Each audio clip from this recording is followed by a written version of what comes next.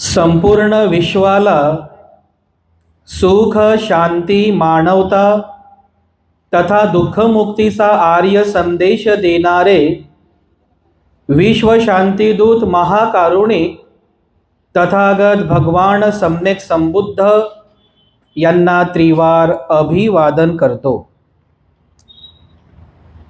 तथागतांनी समग्र मानवजातीच्या दुःखमुक्तीसाठी उपदेशिलेला महान सद्धम्म अर्थात बौद्ध धम्म तथा या सद्धम्माचा अविरतपणे प्रचार आणि प्रसार करणारा तथागतांद्वारा स्थापित सदा पूजनीय भिक्खू संघ, या पूजनीय भिक्खू संघाला त्रिवार अभिवादन करतो।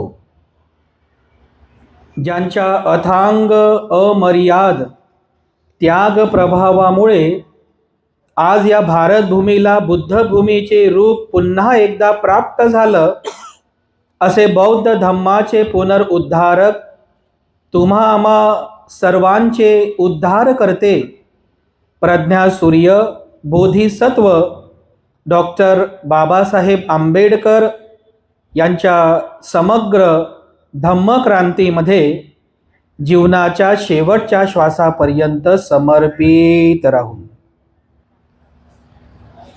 आजच्या या मंगलमय प्रसंगी या धम्मविचार मंचावरती माझ्या समवेत उपस्थित स्थानापन्न पूजनीय भिक्खू करुणानंदजी महाथेरो, मुख्य संचालक the great happiness YouTube channel, तसेच पूजनीय भिक्खू धम्मबोधीजी थेरो, मुख्य संचालक purity of mind YouTube channel, इतर सर्व पूजनीय भिक्खूगण, आर्याजी आणि विशेषतः या ठिकाणी उपस्थित आपण सर्व श्रद्धावान उपासक आणि उपासिकांनो, लहान बालक आणि बालिकांनो, धम्मदेशनेला सुरुवात करण्यापूर्वी मी पूजनीय भिक्खू संघाच्या वतीने तुम्हा सर्वांच्या प्रती सर्वप्रथम मी या ठिकाणी मंगलकामना अर्पण करतो।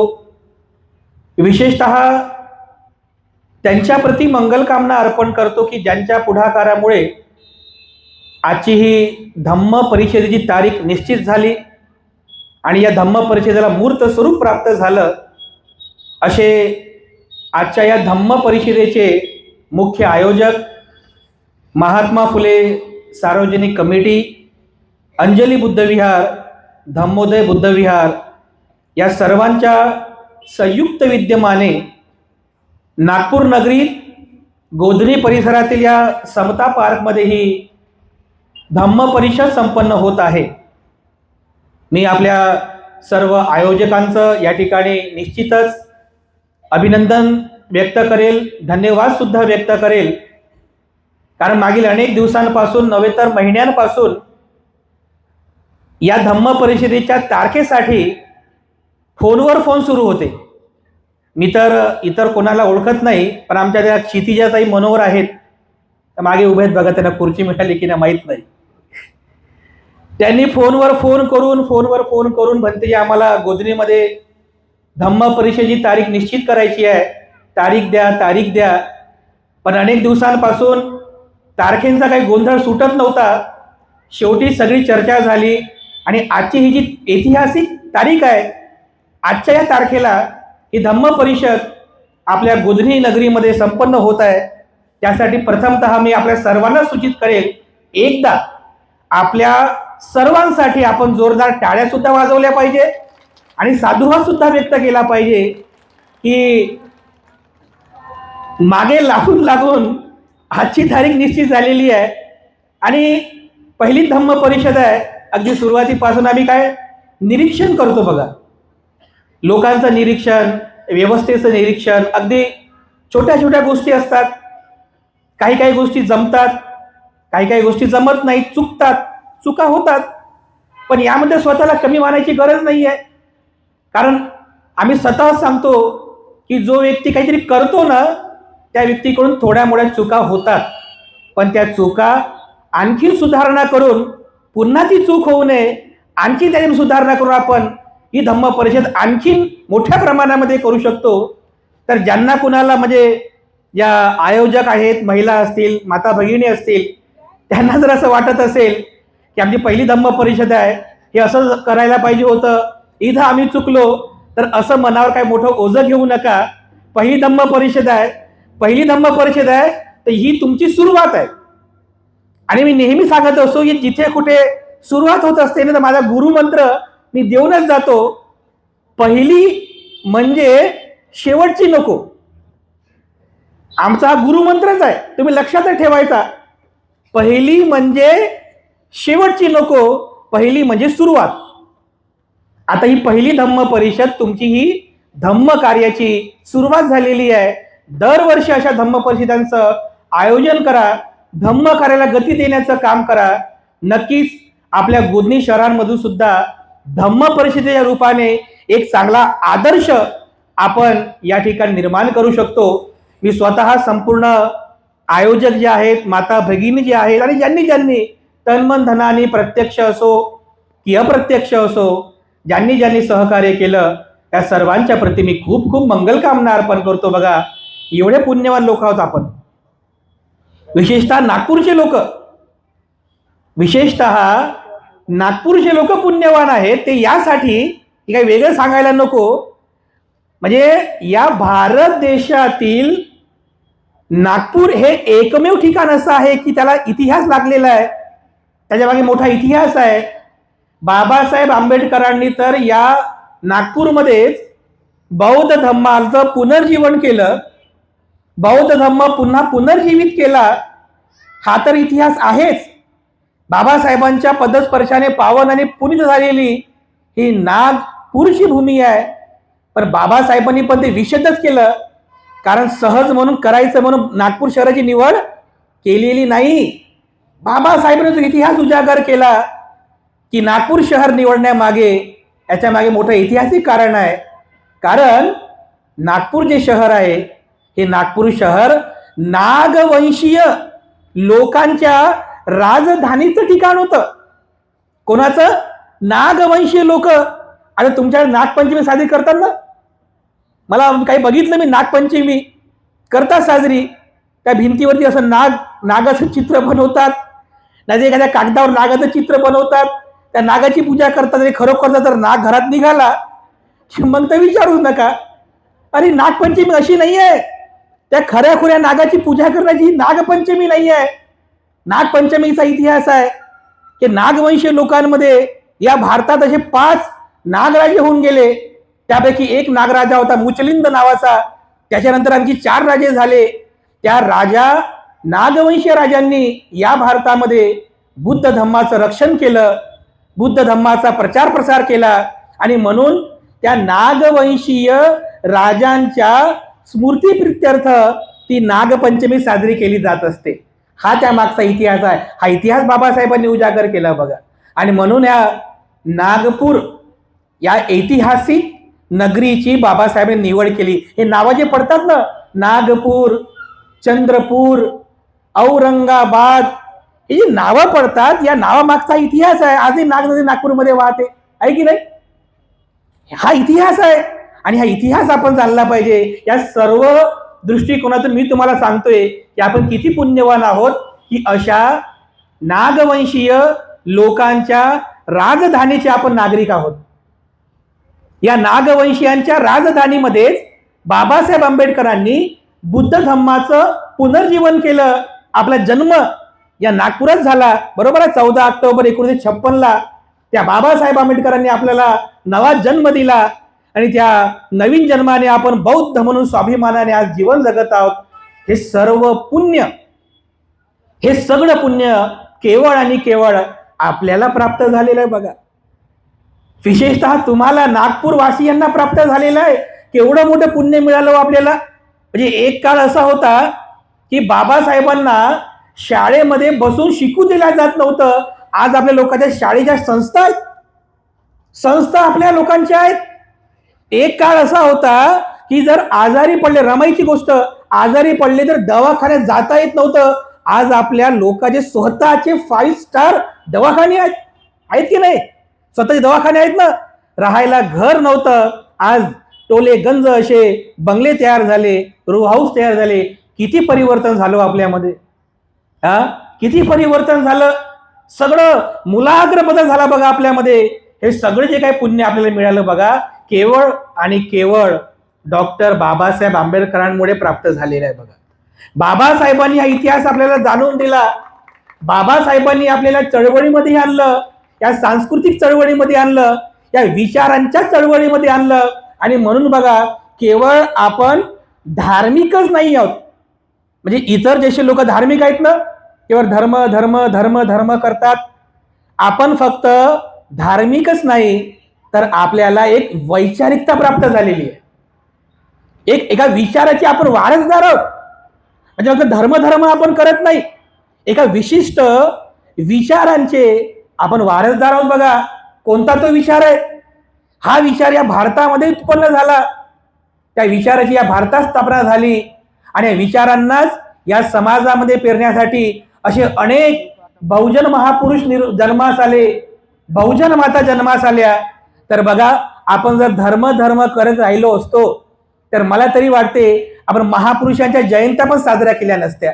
आता आम्ही ज्या विहारात जेवण केलं, या विहारात आमचं भोजनदान झालं, सहज आमच्या भिंतीची नजर फिरवली, म्हटलं बुद्धाचाही फोटो आहे, बाबासाहेबांचा पण फोटो आहे, अण्णाभाऊ साठेचा फोटो आहे, शाहू महाराजांचा फोटो आहे, महात्मा फुलेंचा पण फोटो आहे. मी तर म्हणतो की इतर लोकांनी आपल्या लोकांचा स्वाभिमान ठेवावा, आपल्या लोकांबद्दल प्रशंसा करावी. एवढं हे प्रशंसेस पात्र असे कार्य आहे बघा. कारण आपण फक्त धार्मिकच करत नाही, तर आपण महापुरुषांच्या महामातांच्या विचारांचे वारसदार आहोत बघा. म्हणजे हे आपल्यासाठी स्वाभिमानाची गोष्ट आहे.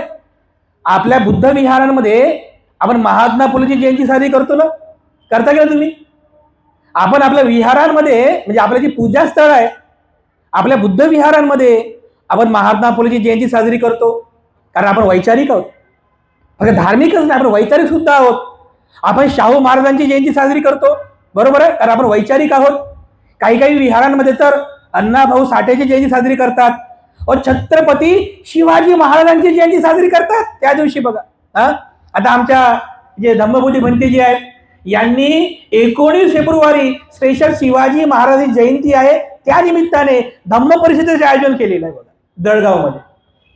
आपण वैचारिक लोक आहोत बघा. आणि ह्या विचारांचा वारसा आपल्याला प्राप्त झालेला आहे. जे जे महापुरुष होऊन गेले, ज्या ज्या बहुजन माता होऊन गेल्या, त्या सर्वांच्या जयंत्या किंवा स्मृती दिन आपण हर्ष उल्हासाने साजरं करतो. जेवढी जयंती साजरी आपण बाबासाहेबांची करतो ना, अगदी थाटा माटात, अगदी थाटा माटात हर्ष उल्हासाने आनंदाने, तेवढ्याच आनंदाने हर्ष उल्हासाने आपण या सर्व महापुरुषांच्या जयंत्या असतील, स्मृती दिन असतील, ते सुद्धा आपण साजरं केलं पाहिजे. कारण हा आपला आदर्श आहे इतर लोकांसाठी. इतर ठिकाणी तुम्हाला पाहायला मिळणार नाही बघा. असे तुम्ही मंदिरात जा किंवा एखाद्या कोणत्या पूजा स्थळामध्ये जा, तुम्हाला अशी वैचारिकता कुठेच पाहायला मिळणार नाही. केवळ आणि केवळ आपल्या बुद्ध विहारांमध्येच तुम्हाला हा आदर्श पाहायला मिळतो बघा. ह्या आदर्शांचं आपण जपलं पाहिजे. बाबासाहेबांनी आपला आदर्श घडवून दिला. म्हणून मी नेहमी सांगत असतो की आपल्या या विचारांचा वारसा जपणाऱ्या किंवा बुद्ध विचारांच्या रक्षणासाठी, बुद्ध धम्माच्या प्रचार प्रसारासाठी ज्या ज्या महापुरुषांनी आपलं जीवन व्यतीत केलं, त्या सगळ्या महापुरुषांच्या जयंत्या आपण साजऱ्या करायला पाहिजे. आम्हाला याचा आनंद आहे. पण कधी कधी जेव्हा आम्ही समाजाचं निरीक्षण करतो, आनंद तर आहे, जयंती आपण साजरी करतो महामातांच्या महापुरुषांच्या, पण तरी एक खंत मला किंवा आपल्याला पण ते लगेच निरीक्षणास येईल. आम्ही जेव्हा पाहतो, निरीक्षण करतो ना, तर आम्हाला एका गोष्टीची खंत जाणवते की आपण हे सगळं करीत असताना एका महापुरुषाला विसरत चाललेले आहोत. त्या महापुरुषाची, त्या महान राजाची जयंती कधी येते आणि कधी निघून जाते आपल्याला समजतही नाही. या भारत देशामध्ये असा एक महान राजा होऊन गेला की ज्या महान राजाने भगवान बुद्धांच्या महापरिनिर्वाणानंतर या भारत देशामध्ये बौद्ध धम्माचं रक्षण केलं. या भारत देशात भरपूर्ण बौद्ध धम्माचा प्रचार आणि प्रसार केला नव्हे तर भारताच्या बाहेरही बौद्ध धम्माचा प्रचार आणि प्रसार केला. काही दिवसांपूर्वी आम्ही श्रीलंकेला गेलो, थायलंडला गेलो. आम्ही तिथे गेल्यानंतर आम्ही बघितलं की रस्त्याने सुद्धा बौद्ध संस्कृती पाहायला मिळतात. थायलंडमध्ये, श्रीलंकेमध्ये, तायवानमध्ये, या सगळ्या देशांमध्ये बौद्ध संस्कृती अशी रस्त्याने पाहायला मिळते. बघा, जर भिक्षू लोक असे जात असतील ना भिक्षाटन करत असताना आणि त्यांना जर रस्ता क्रॉस करायचा असेल ना तर गाड्या थांबतात. अगोदर भिक्षू संघाला जाऊ द्या, कारण भिक्षू संघाबद्दल तो सन्मान आहे. हजारो वर्षांपासून त्या देशामध्ये बुद्धाचा धम्म आहे. जेव्हा जेव्हा तुम्ही हे सगळं पाहता, टीव्हीवर पाहता, तो श्रीलंका बौद्ध देश आहे, तो थायलंड बौद्ध देश आहे, हा जो इतिहास आहे बांधवांनो, हे सगळं ज्या राजामुळे घडलं तो या भारत देशाचा एकमेव चक्रवर्ती राजा होऊन गेला. तो म्हणजे चक्रवर्ती राजा सम्राट अशोक. या सम्राट अशोकानेच तर बुद्ध धम्माचा प्रचार प्रसार केला हो. या सम्राट अशोकानेच तर या भारत देशाला बौद्ध बनवलं. या सम्राट अशोकानेच तर भारताच्या बाहेर बुद्धाचा धम्म प्रचारित आणि प्रसारित केला. अशा महान सम्राट अशोकाची जयंती आपल्या भारत देशामध्ये साजरी न होणं मला वाटते सगळ्यात मोठी शोकांतिका आहे. तुम्ही तरी विचार करा बरं. तुम्हाला माहित आहे 14 एप्रिल बाबासाहेब जयंती असते. अशोकाची जयंती कधी असते हो? माहित आहे कुणाला? सम्राट अशोकाची जयंती कधी असते बघा बरं. ही आपली परीक्षा आहे ना. म्हणजे सम्राट अशोक एवढा महान राजा होऊन गेला, त्याची जयंती कधी येते आणि कधी निघून जाते आपल्याला माहिती नाही. कारण 14 एप्रिलच्या त्या म्हणजे आनंदामध्ये एवढे आपण विसरून जातो अशोकाची जयंती आली कधी आणि गेली कधी, आणि जयंती साजरी करणं दूरच आहे.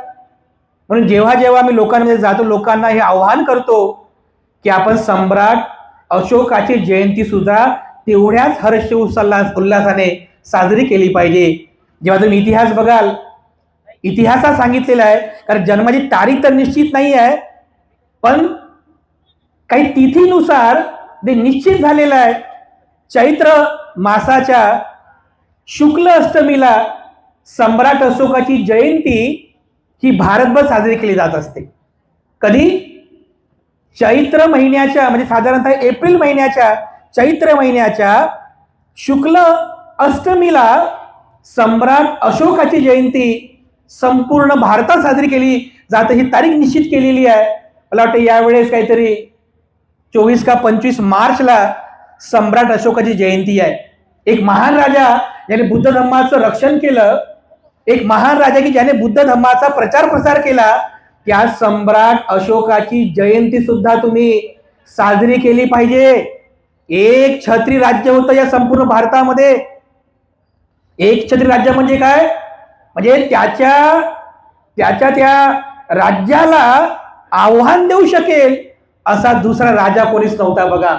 एक छत्री राज्य होतं आणि हा सुद्धा एवढा महत्वाकांक्षी होता की संपूर्ण जम्बूद्वीपामध्ये माझं एक छत्री राज्य असावं, म्हणून कोणताच प्रदेश सुटू नये.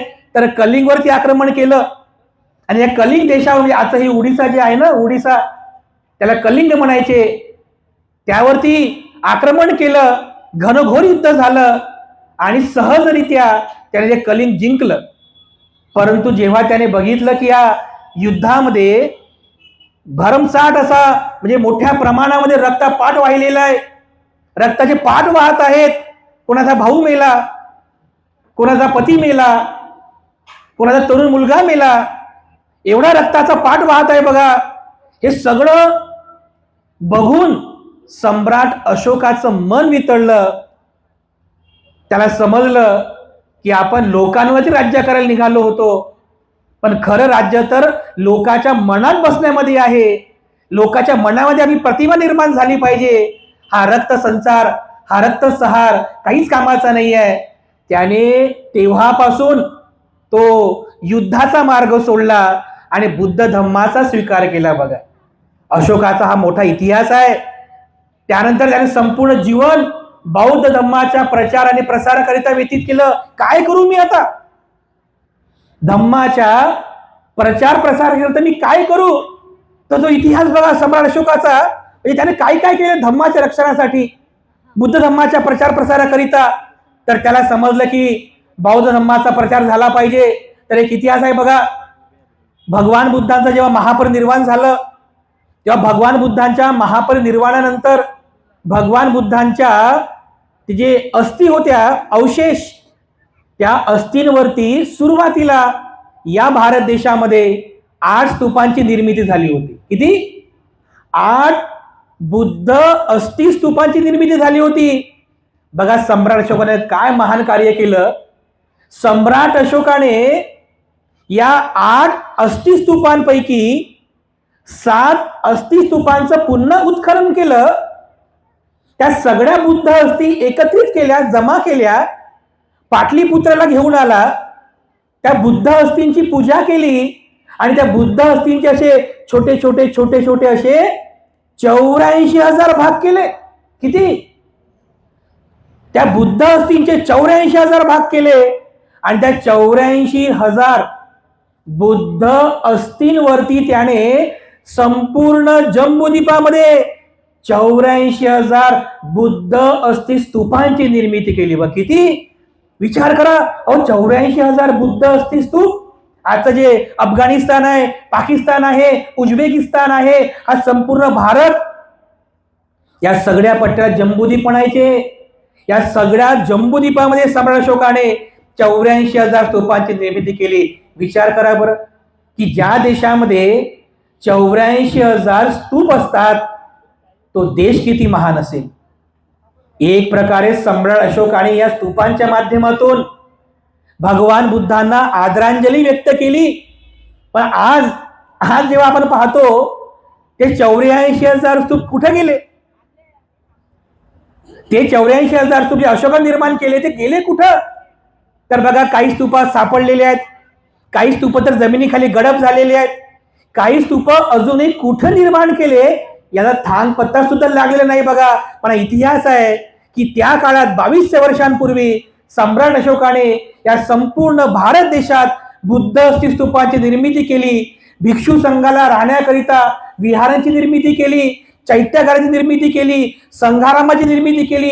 हे सगळं काही केलं आणि सगळं केल्यानंतर मग तो त्यांचा गुरु पूजनीय भंते मोगलीपुत्र तिस्स यांच्याकडे जातो. हात जोडून म्हणतो की भंते, मी 84,000 स्तूपांची निर्मिती केली, 84,000 विहारांची निर्मिती केली, भिक्षू संघाच्या भोजनाची व्यवस्था केली, भिक्षू संघाच्या विहाराची निर्मिती केली, तर मी धम्माचा दायाद झालो का?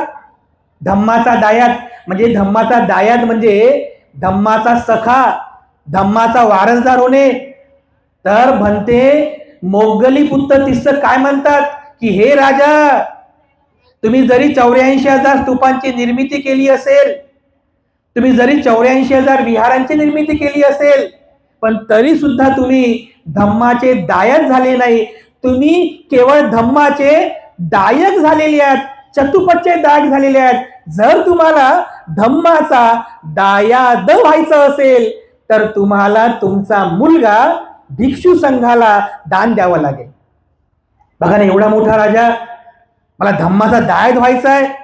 एक म्हणजे एकमेव मुलगा होता महेंद्र, पण बिलकुल विचार केला नाही की माझ्यानंतर त्याचं काय होईल, तर तो भिक्षू झाला तर माझ्या राज्याचं काय होईल. आपल्या पुत्राकडे जाताना म्हणतो की पुत्र महेंद्रा, मला धम्माचा दायाद व्हायचा आहे, तर तू भिक्षू संघामध्ये प्रवजित होण्यास तयार होशील का? तर तो बघा महेंद्र, राजकुमार महेंद्र, तो सुद्धा तेवढ्याच आनंदाने म्हणतो हो. आणि त्या ठिकाणी भंते मोगलीपुत्र तिस्स यांच्या हस्ते महेंद्राची दीक्षा होते, प्रवज्जा होते, तो भिक्षू महेंद्र होतो. बघा, तर बघा एवढा मोठा राजा की ज्याने धम्माच्या प्रचाराकरिता आपला मुलगा दान दिला. एवढंच काय, तर या धम्मामध्ये आणखी सुसंगता यावी, सुसूत्रता यावी, याकरिता सम्राट अशोकाने या भारत देशामध्ये बौद्ध धम्माच्या संगीतीचं आयोजन केलं. कारण जेव्हा त्याने बघितलं की भिक्षू संघामध्ये सुद्धा अनेक पंथ निर्माण झालेले आहेत, हा इतिहास आहे बघा. आजही तुम्ही जर बघितलं तर संपूर्ण जगामध्ये त्या विविध देशांमध्ये बुद्ध धम्माचा प्रचार झालेला आहे. आज या संपूर्ण देशांमध्ये बौद्ध धम्माची सुद्धा 18 पंथ पडलेत बघा. 18 पंथ आहेत. असे हे 18 पंथ सम्राट अशोकाच्या काळात पडले होते. त्या सम्राट अशोकाने बघितलं की अरे संघामध्ये सुद्धा असे पंथ पडलेले आहेत, कोणीच कोणाचं मानत नाहीये. सगळेजण म्हणतात की मी जे सांगतो तेच बुद्धाचं वचन आहे, तेच बुद्धाचं वचन आहे. खरं बुद्धाचं वचन कोणतं? म्हणजे धम्माची शुद्धता सम्राट अशोकाने कशी केली बघा. संभ्रम अवस्था निर्माण झाली होती. तर जेव्हा त्याने आपल्या महामातेला विहारामध्ये पाठवलं की जा पाटलीपुत्राच्या विहारात जा आणि तिथल्या भिक्षूंना सांगा की सर्वांनी एका ठिकाणी या आणि उपोषण करा. तर जेव्हा महामाते विहारामध्ये गेला तर विहारामध्ये गेल्यानंतर त्याने बघितलं एक भिक्षू दुसऱ्या भिक्षूचं ऐकत नाही. प्रत्येक जण आपापल्या पद्धतीने बुद्ध धम्माचा उपदेश करत आहेत, कोणामध्ये सुसूत्रता नाही आहे. तेव्हा सम्राट अशोकाने या सगळ्या बाबींमध्ये सुसूत्रता यावी याकरिता भिक्षू संघाला विनंती केली. तर जे मोठे भिक्षू होते ते म्हणाले की अशोका, हे भिक्षू जे आहेत एकमेकांचं ऐकत नाही आहेत, यामध्ये केवळ एकच भिक्षू आहेत जे योग्य मार्गदर्शन करू शकतील, जे धम्माचं शुद्धीकरण करू शकतील. तर ते कोण आहेत? ते भंते मोगलीपुत्र तिस्सा आहेत. तर भंते मोगलीपुत्र त्यावेळेस अहोगांग पर्वतावर राहत होते. तेव्हा सम्राट अशोकाने 2 महामात्य आणि 2 मोठ्या भिक्षूंना अहोगांग पर्वतावरती पाठवलं की जा मोगलीपुत्र तिस्सा भंतेला घेऊन या, त्यांना सांगा की राजा बोलवत आहे. तर हे 2 महामात्य आणि 2 भिक्षू अहोगांग पर्वतावरती गेले आणि भंतेला भेटून म्हणाले की भंते चला राजा बोलवत आहे. तर भंते म्हणाले की नाही मी येत नाही, परत आले. सम्राट अशोकाला वाटलं की माझ्याकडून काहीतरी म्हणजे कमीपणा झालेला आहे.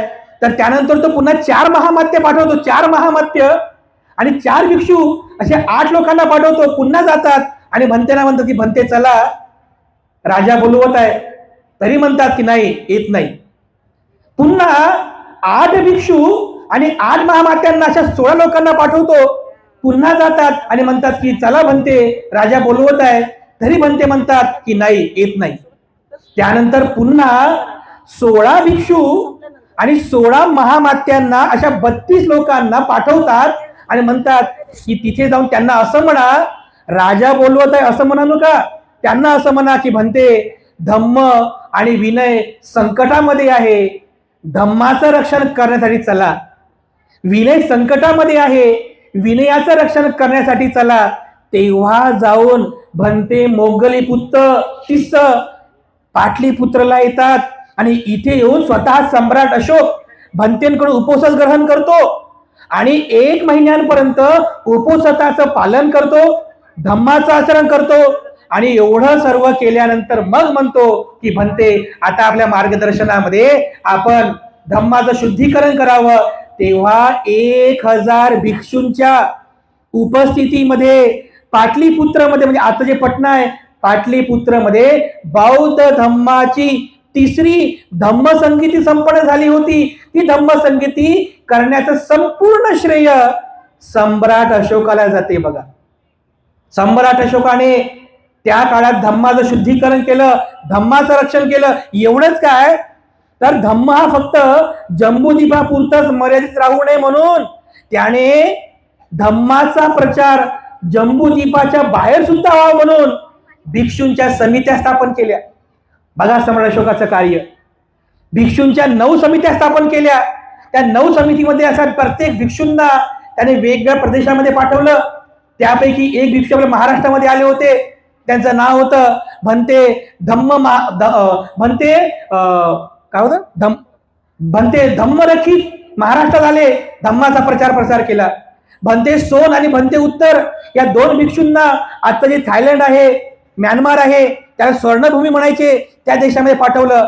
असे वेगवेगळे भिक्षू वेगवेगळ्या प्रदेशामध्ये पाठवले आणि स्वतःचा मुलगा भिक्षू महेंद्र त्याला सुद्धा एका समितीमध्ये म्हणजे एक समिती बनवली आणि भिक्षू महेंद्र त्यांच्यासोबत आणखीन 4 भिक्षूंना आजचं जे श्रीलंका आहे त्या श्रीलंका देशामध्ये पाठवलं की जा त्या ठिकाणी, तिथे जाऊन तुम्ही बुद्ध धम्माची स्थापना करा, तिथे जाऊन तुम्ही बुद्ध धम्माचा प्रचार आणि प्रसार करा. असं बघा, एवढ्या सन्मानाने या सम्राट अशोकाने स्वतःचा जरी पुत्र असेल पण भिक्षू झालेले आहेत, हात जोडून केवढ्या श्रद्धापूर्वक त्यांना श्रीलंकेला पाठवलं. श्रीलंकेला भिक्षू महेंद्र येतात, तिथे बुद्ध धम्माची स्थापना करतात आणि तिथला जो राजा होता त्याचं नाव होतं देवनाम पियतिस्स.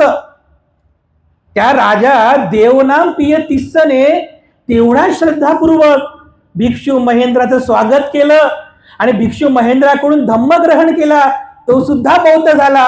आणि तेव्हापासून बघा, म्हणजे भिक्षू महेंद्राने श्रीलंकेमध्ये बुद्ध धम्माची स्थापना केली, तेव्हापासून आजपर्यंत हा श्रीलंका देश बौद्ध देश आहे. बघा, ऑफिशियली श्रीलंका बौद्ध देश आहे. जसं आपण म्हणतो की बाबासाहेबांमुळे आपल्याला बुद्धाचा धम्म मिळाला, आज श्रीलंकेमध्ये लोक महेंद्राची पूजा करतात. आज तिथे महेंद्र नावाचं एक स्थळ आहे, तुम्ही जर कधी श्रीलंकेला गेला नक्की तुम्ही या ठिकाणी जा. महंतली नावाचं एक ठिकाण आहे, ऐतिहासिक ठिकाण, की जिथे भिक्षू महेंद्र यांची समाधी आहे, म्हणजे चैत्य आहे. त्या ठिकाणी भिक्षू महेंद्राचे चैत्य आपल्याला पाहायला मिळते. आजही श्रीलंकेतले लोक महेंद्रांची पूजा करतात की जर महेंद्र आमच्या श्रीलंकेला आले नसते तर कदाचित आम्हाला बुद्धाचा धम्म मिळालाच नसता. बघा, कधीच मिळाला नसता. जेव्हा भिक्षू महेंद्र श्रीलंकेमध्ये जातात, तो देवनाम पियतिस्स त्यांचं स्वागत करतो. त्याची जी पत्नी असते त्या देवनाम पियतिस्साची पत्नी, ती सुद्धा खूप श्रद्धावान होते आणि आपल्या पतीला म्हणते की राजा, मला सुद्धा भिक्षुणी बनायचं आहे, तर आपण भंतेजींना विनंती करा ना, आपण भंतेजींना विनंती करा की मला दीक्षा द्यावी म्हणून. हा राजा भिक्षू महेंद्रांना विचारतो, विनंती करतो की भंते, माझी जी पत्नी आहे तिला सुद्धा भिक्षुणी व्हायचं आहे, तिला प्रवजित व्हायचं आहे, तर माझी विनंती आहे आपण माझ्या पत्नीला प्रवज्ञा द्यावी, त्याला भिक्षुणी बनवावं. तर विनय असतो बघा, भिक्षूंना स्त्रियांना दीक्षा देता येत नाही, विनयाप्रमाणे एक भिक्षुणीच एका स्त्रीला दीक्षा देऊ शकते. या विनयाला अनुसरून महेंद्र म्हणतात की राजा, विनयानुसार मी तर दीक्षा देऊ शकत नाही, पण माझी जी बहीण आहे संघमित्रा, ती सुद्धा भिक्षुणी आहे, ती पाटलीपुत्र राहते. तुम्ही एक संदेश पाठवा भिक्षुणी संघमित्राला, तिला सांगा, विनंती करा की आमच्या देशामध्ये या आणि आमच्या देशामध्ये येऊन या ठिकाणी म्हणजे आमची राणी आहे तिला प्रवजित करा. तर बघा, तेव्हा संदेश पाठवला जातो आणि भिक्षुणी संघमित्रा, कोण? सम्राट अशोकाची मुलगी जी भिक्षुणी झाली होती, भिक्षुणी संघमित्रा, हिला संदेश पाठवला जातात की आमच्या देशामध्ये या. तर बघा, सम्राट अशोकाची श्रद्धा बघा, म्हणजे भिक्षू महेंद्र हा संदेश राजा करवी पाठवतात. आणखी विनंती करतात की राजा, माझी जी बहीण आहे भिक्षुणी संघमित्रा, तिला तर तुम्ही निमंत्रित करा देशामध्ये येण्यासाठी, पण आणखीन एक विनंती करा. कोणती? की बुद्धगयेला ज्या झाडाखाली, ज्या बोधिवृक्षाखाली भगवान बुद्धांना बुद्धत्वाचं ज्ञान प्राप्त झालं होतं, त्या बोधिवृक्षाची एक शाखा तुम्ही देशामध्ये बोलवा, त्याचं स्वागत करा. तर बघा, भिक्षुणी संघमित्रा श्रीलंकेला येतात. श्रीलंकेला येण्याची सगळी तयारी सम्राट अशोक करतो. तर असं म्हटलेलं आहे, ते जे मुंबईकडचं जे नालासोपारा जे बंदर आहे तिथून तिचा प्रवास सुरू झाला.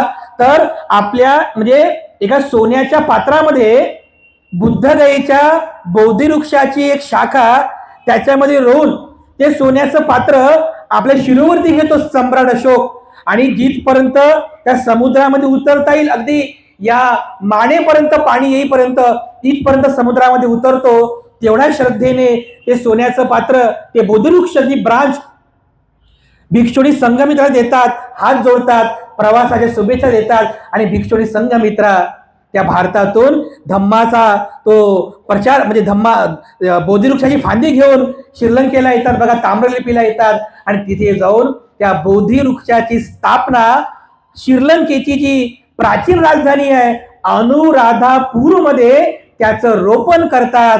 2200 वर्षांपूर्वी भिक्षुणी संघमित्राने आणलेला तो बोधिवृक्ष तिथे रोपित केला होता. आजही तो बोधिवृक्ष श्रीलंकेमध्ये आहे. तुम्ही जर श्रीलंकेला गेलात, महंतीला तुम्ही जा, अनुराधापूरला सुद्धा जा, तिथे भिक्षुणी संघमित्राने रोपित केलेला तो बोधिवृक्ष आजही त्या ठिकाणी आहे. बघा, हिरवागार झाड आहे, हिरवागार आहे. आणि असं म्हणतात की या पृथ्वीवरचा सगळ्यात जुना जो बोधिवृक्ष आहे, जुनं जे झाड आहे ते श्रीलंकेतला तो अनुराधापूर मधला बोधिवृक्ष आहे. बघा, आज पण तो झाड त्या ठिकाणी आहे. बघा, आम्ही तिथे गेलो श्रीलंकेमध्ये, आता आम्ही टूर घेऊन गेलो होतो. काय त्या लोकांची श्रद्धा आहे हो, श्रीलंकेतल्या लोकांची. श्रीलंकेतल्या लोकांची आम्ही श्रद्धा बघितली बुद्धांप्रती, भिक्षू महेंद्रांप्रती, त्या बोधिवृक्षांप्रती. ती श्रद्धा बघून आम्हाला वाटलं की अशी श्रद्धा आपल्या भारतातल्या बौद्ध लोकांमध्ये कधी निर्माण होईल. आणखीन काहीतरी वर्ष लागतील बघा, पण होईल, नक्की होईल. अशी श्रद्धा नक्कीच निर्माण होईल. बघा, हे सम्राट अशोकाने केलेलं कार्य आहे. आपण जर सम्राट अशोकाचा इतिहास बघितला तर नक्की आपल्याला समजेल की सम्राट अशोकाने केलेलं धम्माचं हे कार्य हे केवळ तेवढ्या काळापुरतं नव्हतं. आज तागायत म्हणजे 2200 वर्षानंतर सुद्धा सम्राट अशोकाचं कार्य जिवंत आहे. आपण या उघड्या डोळ्यांनी पाहू शकतो. तुम्ही जर कधी लुंबिनीला गेलात, बुद्धगयेला गेलात, सारनाथला गेलात, त्या प्रत्येक बौद्ध स्थळांवर तुम्हाला सम्राट अशोकाचं कार्य या उघड्या डोळ्याने पाहता येईल. बघा, सम्राट अशोक होऊन गेला म्हणून बुद्ध धम्माचं रक्षण या भारतामध्ये झालं. कारण सम्राट अशोकाने त्याने केलेल्या सगळ्या धम्म कार्यांपैकी एक कार्य सगळ्यात महान केलेलं आहे. त्याने काय केलं, बौद्ध धम्माला स्वीकार केल्यानंतर पती म्हणजे सर्व महामात्य परिवारासह त्याने ज्या ज्या ठिकाणी भगवान बुद्धांचा पदस्पर्श झाला त्या सगळ्या बौद्ध स्थळांची यात्रा केली. तुम्ही जाता ना बुद्धगयेला, रेल्वेने जाता, विमानाने जाता, बसने जाता. सम्राट अशोकाने 1, 2, 3 दिवस नाही, 6 महिन्यांपर्यंत या सगळ्या बुद्ध स्थळांची यात्रा केली. तो लुंबिनीला गेला अमात्य परिवारांसह, तिथे गेला, तिथे जाऊन त्याने त्या जिथे बुद्धाचा जन्म झाला, सिद्धार्थ गौतमाचा जन्म झाला, तिथे वंदन केलं, तिथे स्तंभ निर्माण केला आणि त्या स्तंभावरती कोरून ठेवलं. काय करून ठेवलं की ही जागा अतिशय पवित्र आहे, कारण इथे बुद्धाचा जन्म झालेला आहे. आज पण तो स्तंभ लुंबिनीला आहे. बघा, इथे बुद्धाचा जन्म झालेला आहे म्हणून हे स्थळ पवित्र आहे. आणि म्हणून या परिसरामध्ये राहणाऱ्या शेतकऱ्यांचा कर आम्ही 1/4 वरून 1/8 पर्यंत कमी करत आहोत. कशासाठी? कारण हे स्थळ बुद्ध जन्मभूमी आहे. जर समजा सम्राट अशोकाने तो स्तंभ तिथे स्थापितच केला नसता तर लुंबिनीचा शोध लागला असता का? लागला असता का? नाही. सम्राट अशोकाने तो स्तंभ निर्माण केला, त्या स्तंभावरती लिहून ठेवलं की हे बुद्धाचं जन्मस्थळ आहे, म्हणून हा बुद्ध जन्मस्थळाचा हा सर्वात मोठा दाखला अशोकाने त्या ठिकाणी निर्माण केलेला आज सापडला, म्हणून लुंबिनीचा शोध लागला. तुम्ही बुद्धगयाला जा, बुद्धगयेमध्ये सुद्धा सम्राट अशोकाने त्या बोधिवृक्षाचं रक्षण करण्याची वेदिकांची निर्मिती केली. तिथे त्याने मोठं स्तूप निर्माण केलं. तुम्ही सारनाथला जा, सारनाथमध्ये सम्राट अशोकाने धम्म स्तूपाची निर्मिती केली आणि सर्वात मोठं त्या सारनाथमध्ये भगवान बुद्धांच्या धम्म चक्र प्रवर्तनाचं प्रतीक 4 सिंहाच्या अशोक स्तंभाची निर्मिती केली. अशोक स्तंभ हाच तर अशोक स्तंभ आपल्या भारत देशाची राजमुद्रा आहे ना. हा अशोक स्तंभ बौद्ध धम्माचं चिन्ह आहे. हा अशोक स्तंभ भगवान बुद्धांच्या धम्म चक्र प्रवर्तनाचं प्रतीक आहे. भारत सरकारने 22 जुलै 1947 मध्ये सम्राट अशोकाने निर्माण केलेल्या त्या सारनाथ मधील अशोक स्तंभाला राजचिन्ह म्हणून स्वीकार केलेला आहे. अरे आपल्यासाठी स्वाभिमानाची गोष्ट आहे ना हो. आपल्यासाठी स्वाभिमानाची गोष्ट आहे की आपल्या बौद्ध धम्माचं चिन्ह सिंहस्तंभ भारत देशाची राजमुद्रा आहे. बघा, या सम्राट अशोकाने 24 आऱ्यांचं चक्र निर्माण केलं, ज्याला आपण काय म्हणतो, अशोक चक्र म्हणतो की नाही. ते धम्मचक्र प्रवर्तनाचं प्रतीक आहे. ते 24 आऱ्यांचं अशोक चक्र, हे 24 आऱ्यांचं अशोक चक्र भारताच्या तिरंग्यावरती प्रतिष्ठापित आहे. बघा, भारताच्या तिरंग्यावर आज या पृथ्वीवर कोणत्याच बौद्ध देशांच्या ध्वजावरती बौद्ध धर्माचं सिंबल नाही आहे. केवळ एकमेव असा भारत देश आहे की ज्या भारताच्या ध्वजावरती बौद्ध धर्माचं 24 आऱ्यांचं चक्र आहे. बघा, अशोकाचं चक्र आहे, ते अशोकाचं चक्र आहे. एखाद्या गाडीवर जर अशोक चक्र असेल, आपण काय म्हणतो, अरे हे बौद्ध माणसाची गाडी आहे म्हणतो की नाही? एखाद्याच्या घरावर जर अशोक चक्र बघितलं आपण तर काय म्हणतो, अरे 100% हे बौद्ध माणसाचंच घर आहे म्हणतो की नाही? असं मग ज्या भारत देशाच्या ध्वजावर अशोकाचं अशोक चक्र 24 आऱ्यांचं अशोक चक्र प्रतिष्ठापित आहे, मग हा भारत कोणाचा झाला? अरे हा भारत बुद्धाचा झाला ना. हो, हा भारत बुद्धाचा झाला ना. कोण केला भारत बुद्धाचा? सम्राट अशोकाने केला. सम्राट अशोकाने. या सम्राट अशोकाच्याच कार्यकर्तृत्वामुळे बघा हे सगळे सिंबॉल तयार झाले. आजही राष्ट्रपती भवनामध्ये ज्या ठिकाणी राष्ट्रपती बसतात ना, ते राष्ट्रपती भवन, त्या राष्ट्रपती भवनातल्या त्या हॉलला अशोका दरबार हॉल म्हणतात. आता त्याचं नामकरण केलं, त्या दरबार हॉल काढला, अशोका मंडप असं नाव केलेलं आहे. अशोकाचं नाव दिलेलं आहे. बघा, एवढं महान कार्य ज्या सम्राट अशोकाने केलेलं आहे, त्या सम्राट अशोकाची जयंती या भारत देशामध्ये साजरी होत नाही. ही किती मोठी शोकांतिका आहे. हो, किती मोठी शोकांतिका आहे. बांधवांनो, इतरांबद्दल तुम्ही बोलत नाही, पण बौद्धांना म्हणून बौद्ध लोकांना मात्र हक्काने अधिकाराने बोलू शकतो की ज्या सम्राट अशोकाने बौद्ध धर्माचं रक्षण केलं, ज्या सम्राट अशोकाने बुद्ध धर्माचा प्रचार प्रसार संपूर्ण जगामध्ये केला, त्या सम्राट अशोकाची जयंती साजरी करणे हे आपलं आद्य कर्तव्य आहे. बघा, यासाठी सुद्धा तुम्ही कर्तव्यनिष्ठ व्हायला पाहिजे. ज्याच हर्ष उल्हासाने आपण बाबासाहेबांची जयंती साजरी करतो, तेवढ्याच हर्ष उल्हासाने आपण सम्राट अशोकाची जयंती साजरी करायला पाहिजे. ज्या सम्राट अशोकाचा अशोक स्तंभ भारताची राजमुद्रा आहे, त्या अशोकाची जयंती साजरी न होणे शोकांतिक आहे. ज्या अशोकाचं 24 आऱ्यांचं अशोक चक्र भारताच्या तिरंग्यावरती आहे, त्या अशोकाची जयंती साजरी न होणं ही शोकांतिका आहे. ज्या अशोकाने बुद्ध धर्माचं रक्षण केलं, त्या अशोकाची जयंती साजरी न होणं ही मोठी शोकांतिका आहे. म्हणून मी आपल्या सगळ्या बौद्ध लोकांना हे सांगू इच्छितो, आपण सर्वांनी या गोष्टीला बिलकुल जागृतपूर्वक समजून घेतलं पाहिजे की मी एक बौद्ध म्हणून जेव्हा सम्राट अशोकाचा आदर्श निर्माण करतो, तर त्याची जयंती आपण कधीही विसरली नाही पाहिजे, कधी विसरू नये. आता येणाऱ्या मला वाटते चैत्र शुक्ल अष्टमीला तिथीनुसार सम्राट अशोकाची जयंती साजरी केली जाते. 24 किंवा 25 मार्च रोजी सम्राट अशोकाची जयंती आहे. तुम्ही साजरी कराल ना? अशोकाची जयंती साजरी कराल की नाही?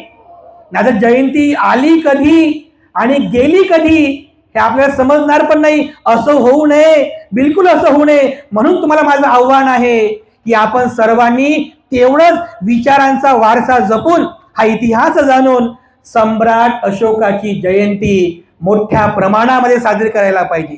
मोठ्या प्रमाणात विचारांचं प्रबोधन करायला पाहिजे आणि आपल्या लोकांना जागृत करायला पाहिजे. तेव्हा मी आपल्या जमलेल्या सगळ्या बौद्ध लोकांना या ठिकाणी आव्हान करेल की जेवढी जयंती आपण बाबासाहेबांची साजरी करतो ना, तेवढ्याच आनंदाने हर्ष उल्हासाने आपण सम्राट अशोकाची सुद्धा जयंती साजरी करायला पाहिजे, एवढं आव्हान सर्वांना आहे. आजच्या या धम्म परिषदेच्या निमित्ताने ज्यांनी ही धम्म परिषद आयोजित केली, जे कोणी आयोजक आहेत त्या सर्वांना सुद्धा मला सांगणं असेल, या धम्म परिषदेला करण्यासाठी जेवढी आपण तळमळ केलेली आहे, तेवढीच तळमळ आपण करून मोठ्या प्रमाणामध्ये आपल्या या गोदनीमध्ये अशोकाची जयंती साजरी करा, विचारांचं प्रबोधन करा आणि आपल्या समाजाला पुन्हा पुन्हा आपण जागृत करावं. आपल्या सर्वांबद्दल मी अशी मंगलकामना या ठिकाणी अर्पण करतो. आजच्या या धम्म परिषदेच्या निमित्ताने मी पुनश्च एकदा या धम्म परिषदेचे आयोजक महात्मा फुले सार्वजनिक समिती आहे, अंजली बुद्ध विहार असेल किंवा धम्मोदय बुद्ध विहार असेल, या सर्वांच्या संयुक्त विद्यमाने आजची ही धम्म परिषद या ठिकाणी आयोजित झाली, संपन्न होत आहे. मी या सर्वांप्रती पूज्यने भिक्षू संघाच्या वतीने मंगल कामना अर्पण करतो. ही धम्म परिषद दरवर्षी व्हावी, कारण मी सुरुवातीला पण सांगितलं की पहिली म्हणजे शेवटची नको, पहिली म्हणजे सुरुवात आहे. हा गुरुमंत्र लक्षात ठेवा. चुका होतात, कारण जे लोक करतात ना चुका, थोड्यामुळे चुका होतात, त्याच्याने सुधारणा सुद्धा आपण करूया आणि योग्य प्रकारे असं व्यवस्थापन करून अगदी आदर्शवत अशी धम्म परिषद दरवर्षी आपण या ठिकाणी करावी, अशा प्रकारचं आपल्या सर्वांना आव्हान आहे, सूचना आहे. तेव्हा पुनश्च एकदा जमलेल्या सर्व उपासक उपासिकांप्रती मी या ठिकाणी मंगल कामना अर्पण करतो आणि या ठिकाणी मी वेळेअभावी माझी धम्मदेशना या ठिकाणी थांबवतो. सर्वांप्रती पुनश्च एकदा अनंत मंगल कामना. सर्वांचं मंगल हो, सर्वांचं मंगल.